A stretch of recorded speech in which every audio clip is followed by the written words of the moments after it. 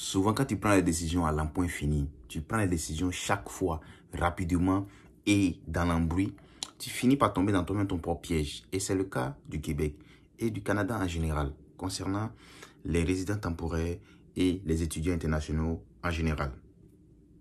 Il y a un gars qui m'a envoyé un message, qui m'a envoyé un email, on va lire ça ensemble et on va décortiquer ensemble. Mais c'est vraiment funny. Je lis. Bonjour Bidemen, j'espère que tu vas bien. Je suis ta chaîne, ça fait un moment maintenant et vraiment tu parles des choses pertinentes. Ah bon, hein? Vous voyez, ceux qui disent que je ne parle pas des choses pertinentes, vous voyez, vraiment tu parles des choses pertinentes. Concernant les études, moi je suis à l'Université du Québec à Rimouski. Il est à l'Université du Québec à Rimouski.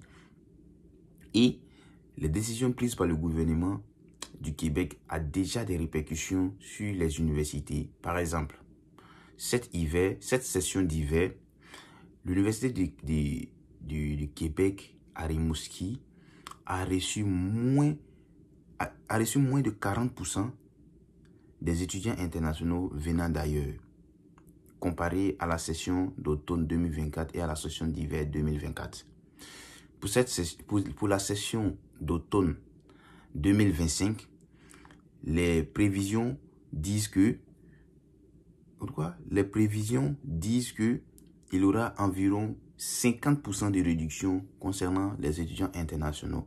Et les universités, comme l'Université de Québec à Trois-Rivières et l'Université de Laval par exemple, prévoient des augmentations concernant les frais de scolarité et ils ne reçoivent pas assez de fonds venant du gouvernement.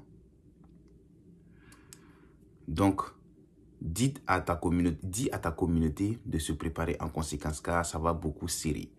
Ok. Il n'y a pas de problème, je vais dire à ma communauté. D'abord, abonnez-vous à la chaîne, partagez la vidéo et on est ensemble.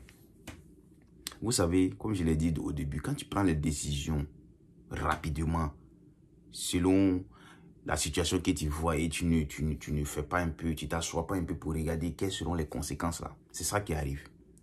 Moi, je pense que le gouvernement a pris des décisions concernant les étudiants internationaux et tout très rapidement, très vite. Et avant-hier ou bien le lundi, on avait cours avec un de nos professeurs et il est venu et dit vraiment que lui, il a une mauvaise nouvelle parce que moins en moins des étudiants vont venir au Canada pour étudier. Et lui, c'est un professeur, il a besoin d'enseigner, donc il dit que non, que c'est une mauvaise nouvelle et tout. Mais, regarde ce que ce email est en train de dire. C'est-à-dire que dans automne 2025, là, il y aura au moins 50% de réduction. Le gouvernement doit savoir que... Non, le gouvernement sait déjà, mais les gens doivent savoir quelque chose. L'immigration, ça apporte beaucoup au Canada. Surtout les étudiants internationaux. Parce que quoi? Quand ils arrivent, d'abord, ils ne sont pas une charge pour le Canada. Quand ils arrivent, ils vont aller s'inscrire à l'université. Ils vont payer les frais de scolarité.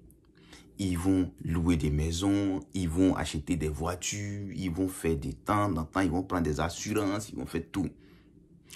Lorsqu'ils s'inscrivent à l'université gagne en budget. L'université gagne en chiffre d'affaires. Parce que c'est un business. Il faut qu'on va se blaguer. L'université, c'est business. Bien vrai qu'ils nous donnent le diplôme qui est reconnu et tout, mais c'est un business. Pour commencer, c'est une entreprise qui vend des connaissances. Donc, lorsque les étudiants internationaux vont arriver, ils vont aller s'inscrire à l'université. Ça va gonfler le chiffre d'affaires des universités. Quand l'université recueille, parce que ce sont des clients, lorsque l'université prend l'argent sur les clients, lorsque le client le paye, il paye avec des taxes. L'université récupère les taxes des étudiants et il paye au gouvernement. Le gouvernement gagne plus de taxes. Donc, plus il y a des étudiants, plus les universités gagnent, plus le gouvernement gagne. Et, regarde, les maisons, les logements, la nourriture, les épiceries gagnent en clients. Ça veut dire que la ville est vraiment... C'est-à-dire, les étudiants internationaux réveillent des villes. Mais souvent, il y a certaines villes, au Canada, elles sont mortes. Mais quand les étudiants internationaux viennent de plus en plus, ça devient plus intéressant et tout. Bien vrai qu'il y a des conséquences qui viennent avec ça parce qu'il y a d'autres qui viennent et puis ils changent, ils vont demander asile et ça gâte tout. Mais si on recale ceux qui demandent l'asile au lieu d'étudier, c'est-à-dire que si tu demandes l'asile, on te recale. Si tu es venu avec un visa étudiant, tu demandes l'asile, on doit te recaler. Moi, je suis pour ça. Voilà. Je n'ai pas dit que je suis contre ça. J'allais venir en tant qu'étudiant international. Si tu as vraiment des difficultés, là, on n'en parle pas. Mais il y a d'autres même, ils n'ont pas de difficultés. Ils veulent juste un raccourci. Ils ne veulent pas étudier. Donc, ceux-là, on doit les recaler. Mais si tu as vraiment des difficultés, tu peux demander l'asile. Donc, en défaut de ceux qui font des coups bas et tout, la majorité, la grande partie des étudiants vont à l'école, payent les études. Et ça arrange les universités, ça arrange le gouvernement. Pourquoi on va se blaguer? Pourquoi on va se blaguer? Ça arrange le gouvernement. Mais j'ai regardé un reportage sur je sais pas, Radio-Canada et tout. Et l'université de... Je pense que c'est l'université McGill. L'université McGill, je pense bien. Je ne me rappelle pas trop, mais ils étaient en train de parler aussi qu'ils voient de moins en moins des inscriptions. Les inscriptions ont baissé, je sais pas, de 20% ou bien quoi. Parce que moi, je ne peux pas me casser la tête pour aller payer 60 000 $, 80 000 $ pour ma formation. Et après, on me traite comme du bétail. Après, on me traite comme quelqu'un qui est moins que rien. Non. Les étudiants internationaux aussi, ils lisent ce qui est sur Internet. Ils lisent les reportages, ils font tout. Ils se disent, mais attends, je vais casser la tête à mon père ou bien je vais casser la tête à mes parents pour avoir cette somme-là pour aller étudier là-bas. Qu'est-ce que je gagne de ça? Bah oui. Au moins, en France, les études sont pratiquement gratuites. Je ne sais pas, 600 € l'année ou bien, je ne sais pas, si tu as trop payé, peut-être c'est 1200 € l'année. Pour les frais de scolarité, les frais d'inscription et tout. Il y a d'autres universités même, c'est gratuit. Tu payes les frais d'inscription seulement, puis c'est fini. Mais ici, c'est pas gratuit. Ici, tu payes cher. Donc, quand tu payes cher, tu dois avoir des bénéfices aussi. Tu dois avoir un retour sur investissement. C'est un investissement. Oui, tu gagnes le diplôme, mais c'est un investissement. Hein.